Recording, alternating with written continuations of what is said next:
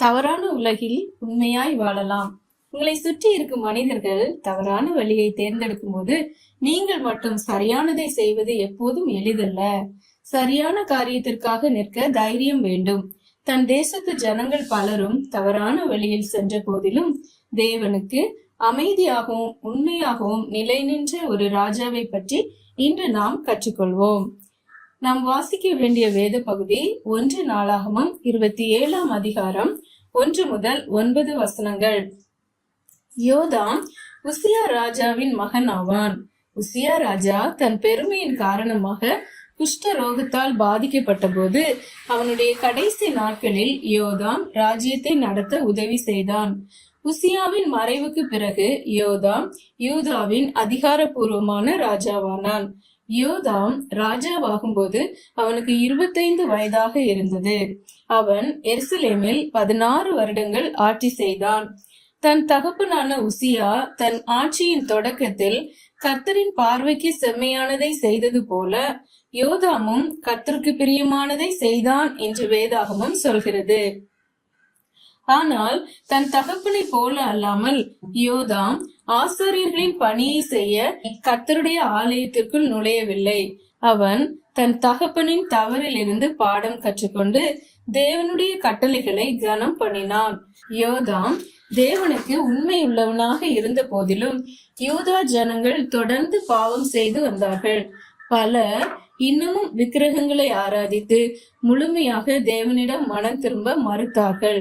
யோதாம் தன் சொந்த வாழ்க்கை மூலம் முன்மாதிரியாக இருக்க முடிந்ததே தவிர ஜனங்களை வற்புறுத்தி தேவனுக்கு கீழ்ப்படிய வைக்க அவனால் முடியவில்லை.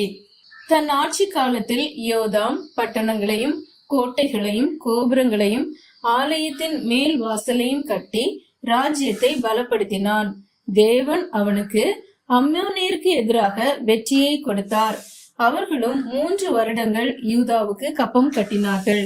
16 வருடங்கள் உண்மையாய் ஆட்சி செய்த பிறகு யோதாம் சமாதானமாக மரித்து தாவீதின் நகரத்தில் அடக்கம் செய்யப்பட்டான். அவனுடைய மகன் ஆகாஸ் யூதாவின் அடுத்த ராஜாவானான். இன்று நாம் கற்றுக்கொள்கிற பாடம், நீங்கள் தான் சரியானதை செய்ய முயற்சிக்கும் ஒரே நபர் போல எப்போதாவது உணர்ந்திருக்கிறீர்களா? உங்கள் சக மாணவர்கள் யாரையாவது கேலி செய்யும் போது நீங்கள் அன்பை காட்ட தீர்மானிக்கலாம். நண்பர்கள் பரீட்சையில் ஏமாற்றும் போது நீங்கள் உண்மையா இருக்க தீர்மானிக்கலாம். மற்றவர்கள் தேவனை புறக்கணிக்கும் போது நீங்கள் ஜெபித்து வேதாகமம் வாசிக்க தீர்மானிக்கலாம். நம்முடைய விசுவாசம் மற்றவர்கள் என்ன செய்கிறார்கள் என்பதை பொறுத்து இருக்கக்கூடாது என்பதை யோதாம் நமக்கு கற்றுத் தருகிறான். ஜனங்கள் தான் விக்கிரகங்களை ஆராதிக்கிறார்களே, நாமும் அப்படி செய்யலாமே என்று யோதாம் நினைப்பது சுலபம். ஆனால் அவன் அப்படி செய்யவில்லை. தேவனுக்கு உண்மையுள்ளவனாக நிலை நின்றான். சில நேரங்களில் இயேசுவை பின்பற்றுவது என்பது தனித்து நிற்பதாக இருக்கலாம். மற்றவர்கள் பொய் சொல்லும் போது உண்மையை பேசுவதையும் மற்றவர்கள் தவறான காரியங்களில் சமரசம் செய்யும் போது சுத்தமாய் இருப்பதையும் மற்றவர்கள் கொடூரமாக நடக்கும் போது அன்பை காட்டுவதையும் அது குறிக்கிறது. தேவன் உங்களை புகழ் பெற்றவராக வாழ சொல்லவில்லை, உண்மை உள்ளவராக வாழ சொல்கிறார். நீங்கள் தாவீதை போலவோ சாலமோனை போலவோ உலக புகழ் பெற்றவராக மாறாமல் போகலாம். ஆனால் தினமும் தேவனுக்கு உண்மையாய் கீழ்ப்படிந்தால் உங்கள் வாழ்க்கை அவருக்கு பெரிய மகிழ்ச்சியை கொண்டு வரும். இன்று நாம் கற்றுக்கொள்ளும் முக்கியமான பாடம், உண்மையாய் இருப்பது என்பது மற்றவர்கள் வேறு வழியை தேர்ந்தெடுத்தாலும் நாம் தேவனுக்கு கீழ்ப்படிய தீர்மானிப்பதாகும். நீங்கள் கூட்டத்தை பின்தொடர வேண்டியதில்லை. நீங்கள் கிறிஸ்துவை பின்பற்ற அழைக்கப்பட்டிருக்கிறீர்கள்.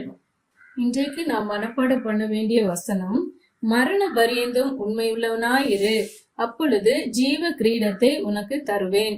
வெளிப்படுத்தின விசேஷம் 2ஆம் அதிகாரம் 10ஆம் வசனம். இன்று நாம் ஆவிக்குரிய வளர்ச்சிக்காக சங்கீதம் 119 9 முதல் 16 வசனங்களை வாசியுங்கள்.